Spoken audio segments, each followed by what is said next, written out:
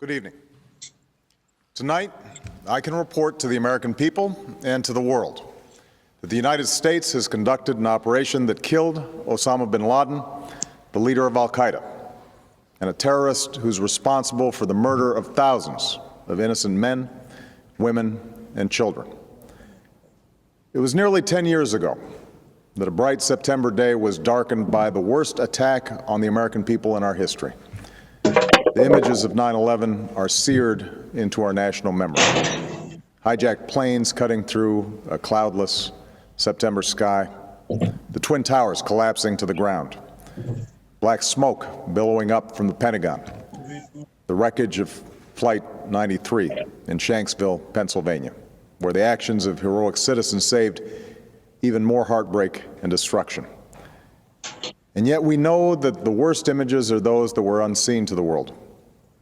The empty seat at the dinner table, children who were forced to grow up without their mother or their father, parents who would never know the feeling of their child's embrace, nearly 3,000 citizens taken from us, leaving a gaping hole in our hearts. On September 11th, 2001, in our time of grief, the American people came together. We offered our neighbors a hand, and we offered the wounded our blood. We reaffirmed our ties to each other and our love of community and country. On that day, no matter where we came from, what God we prayed to, or what race or ethnicity we were united as one American family. We were also united in our resolve to protect our nation and to bring those who committed this vicious attack to justice. We quickly learned that the 9/11 attacks were carried out by al-Qaeda, an organization headed by Osama bin Laden, which had openly declared war on the United States and was committed to killing innocents in our country and around the globe. And so we went to war against al-Qaeda to protect our citizens, our friends, and our allies. Over the last 10 years, thanks to the tireless and heroic work of our military and our counterterrorism professionals, we've made great strides in that effort. We've disrupted terrorist attacks and strengthened our homeland defense. In Afghanistan, we removed the Taliban government, which had given bin Laden and al-Qaeda safe haven and support. And around the globe, we worked with our friends and allies to capture or kill scores of al-Qaeda terrorists, including several who were a part of the 9/11 plot. Yet Osama bin Laden avoided capture and escaped across the Afghan border into Pakistan. Meanwhile, al-Qaeda continued to operate from along that border and operate through its affiliates across the world.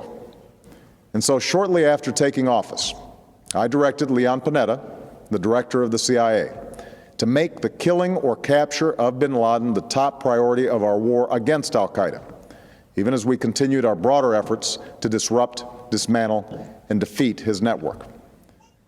Then, last August, after years of painstaking work by our intelligence community, I was briefed on a possible lead to bin Laden.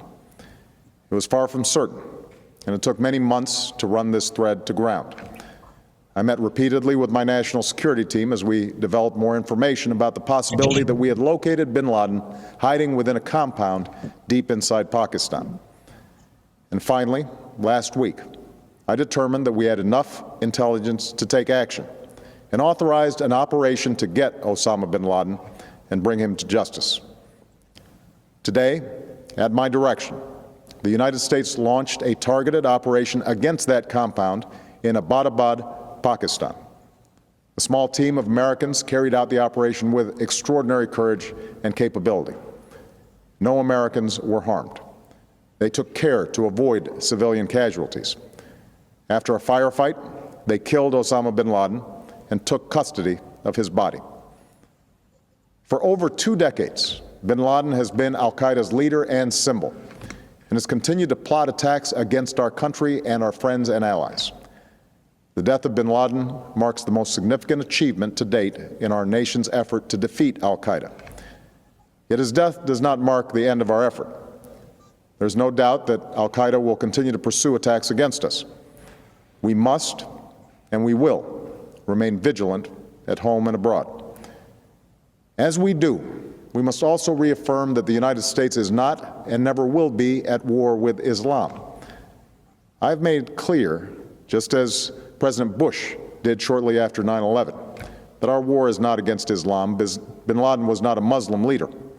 He was a mass murderer of Muslims. Indeed, al-Qaeda has slaughtered scores of Muslims in many countries, including our own. So his demise should be welcomed by all who believe in peace and human dignity. Over the years, I've repeatedly made clear that we would take action within Pakistan if we knew where bin Laden was. That is what we've done. But it's important to note that our counterterrorism cooperation with Pakistan helped lead us to bin Laden and the compound where he was hiding. Indeed, bin Laden had declared war against Pakistan as well and ordered attacks against the Pakistani people. Tonight, I called President Zardari, and my team has also spoken with their Pakistani counterparts. They agree that this is a good and historic day for both of our nations. And going forward, it is essential that Pakistan continue to join us in the fight against al-Qaeda and its affiliates. The American people did not choose this fight. It came to our shores and started with the senseless slaughter of our citizens. After nearly 10 years of service, struggle, and sacrifice, we know well the costs of war.